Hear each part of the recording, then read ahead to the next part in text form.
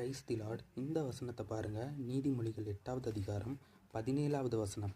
என்னை சிநேகிக்கிறவர்களை நான் சிநேகிக்கிறேன், அதிகாலையில் என்னை தேடுகிறவர்கள் என்னை கண்டடைவார்கள். இந்த வசனத்திலிருந்து எனக்கு ஒரு கேள்வி எழும்புது. ஏன் அதிகாலையில் ஆண்டவரை தேடினா மட்டும்தான் கண்டடைய முடியுமா? மதியானமோ சாயங்காலமோ ராத்திரி வேலைகளையோ தேடினா ஆண்டவரை கண்டடைய முடியாதா?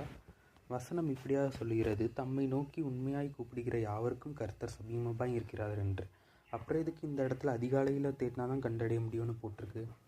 இதை நான் யோசித்தப்போ ஆங்கிலத்தில் இதே வசனத்தை தியானிக்கிறதுக்கு கர்த்தர் எனக்கு கிருபை செய்தார்.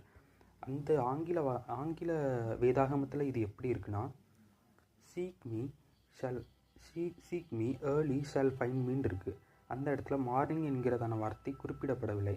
அப்போ இதன் அர்த்தம் என்னவென்று தெய்வ சமூகத்தில் காத்திருந்தப்போ நான் கற்றுக்கிட்டது என்னன்னா, இந்த வசனம் பொழுதை மாத்திரம், அந்த நேரத்தை மாத்திரம் குறித்து பேசாமல் பங்க்சுவாலிட்டி மற்றும்